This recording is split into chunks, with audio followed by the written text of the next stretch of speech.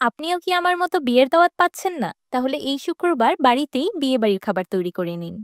এটা কোনো সাধারণ মাংসের রেসিপি নয়। সবার ঘরে ঘরে থাকা উপকরণে তৈরি একদম নতুন ধরনের রেসিপি। যার স্বাদে থাকবে ভিন্নতা, ঘ্রাণে থাকবে টান, আর খেতে হবে ক্রিমি ও মশলাদার। নাম তার মাংসের চম্পারণ। মাংসের চম্পারণ বানানোর জন্য আম্মু প্রথমেই একটি স্পেশাল মশলা তৈরি করে নিবে। আম্মু এখানে নিয়ে নিয়েছে 1 টেবিল চামচ পোস্ত দানা, 10টির মতো কাঠবাদাম, 1 টেবিল চামচ কিশমিশ, 5টি কাঁচামরিচ, আর 10টার মতো কাজু বাদাম। এবার এই সবকিছুকে একসাথে খুব ভালোভাবে ব্লেন্ড করে একটা স্মুথ পেস্ট তৈরি করে নিবে। আম্মু একটি প্যানে নিয়ে নিয়েছে 1.5 কেজি গরুর মাংস। আম্মু আজকে মিক্সড মাংস ব্যবহার করছে, যেমনটা ঠিক কুরবানির মাংস হয়ে থাকে। এখন মাংসে কিছু আস্ত গরম মশলা দিয়ে দিবে। 6টি লবঙ্গ, 5টি সবুজ এলাচ, 4 টুকরো দারুচিনি, 6 টুকরো তেজপাতা, আর 10টার মতো কালো গোলমরিচ। এবার দিয়ে দিল ব্লেন্ড করে রাখা স্পেশাল মশলা। সেই সাথে দিয়ে দিল 1 কাপ পেঁয়াজ বাটা, 4 টেবিল চামচ আদা রসুন বাটা, হাফ কাপ রান্নার তেল, 2 চা চামচ ধনিয়ার গুঁড়া, 1.5 চা চামচ ভাজা জিরার গুঁড়া, 1 চা চামচ লাল মরিচের গুঁড়া, 1 চা চামচ গরম মশলা গুঁড়া, আর 2 চা চামচ বা স্বাদ মতো লবণ। এবার হাতের সাহায্যে সবকিছু একসাথে খুব ভালোভাবে মাখিয়ে নিবে। হাতের সাহায্যে মশলাগুলোকে কচলে কচলে মাংসের সাথে মাখিয়ে নিতে হবে, এতে করেই কিন্তু ফ্লেভারটা বেশি ভালো আসবে।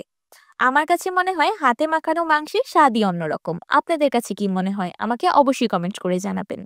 এবার চুলার ফ্লেমটা অন করে আম্মু মাংসগুলোকে রান্না করতে থাকবে মশলার কাঁচা গন্ধ দূর হয়ে যাওয়া পর্যন্ত।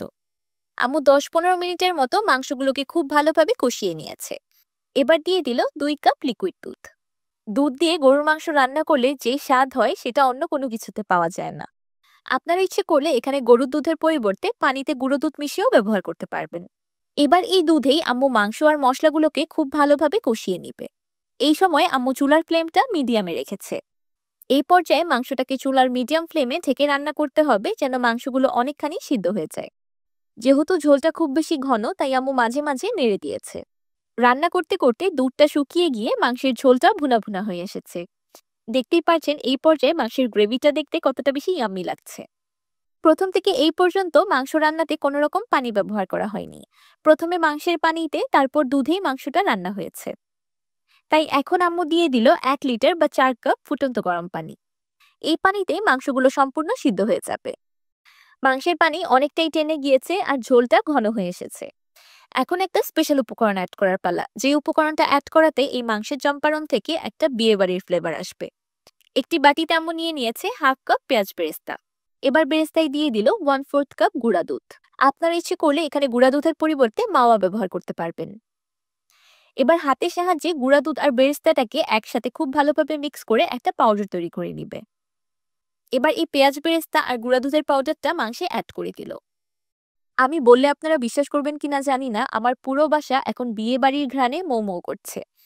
মনে হচ্ছে যেন আমার বাসায় কোনো বাবুর্চি বিয়ে বাড়ির রান্না করছে। আমার কথায় বিশ্বাস করতে হবে না, এই সেম রেসিপিটা ফলো করে আপনারা বাসায় এই মাংসের চম্পারণ বানাবে।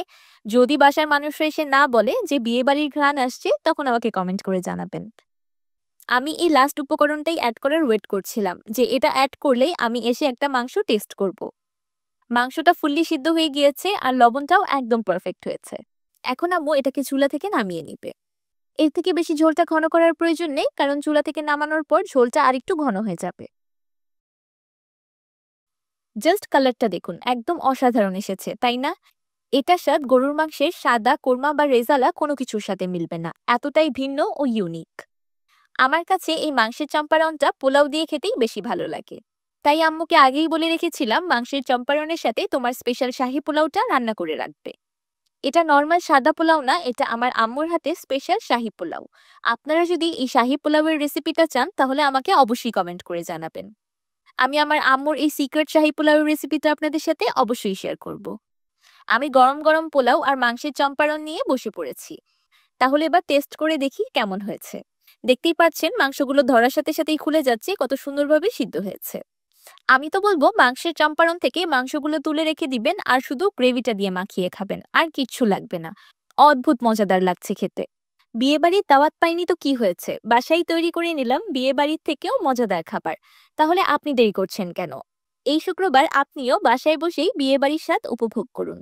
আমার এই শুক্রবার কাটলো আমার আম্মুর হাতের মাংসের চম্পারন শাহী পোলাও দিয়ে খেয়ে।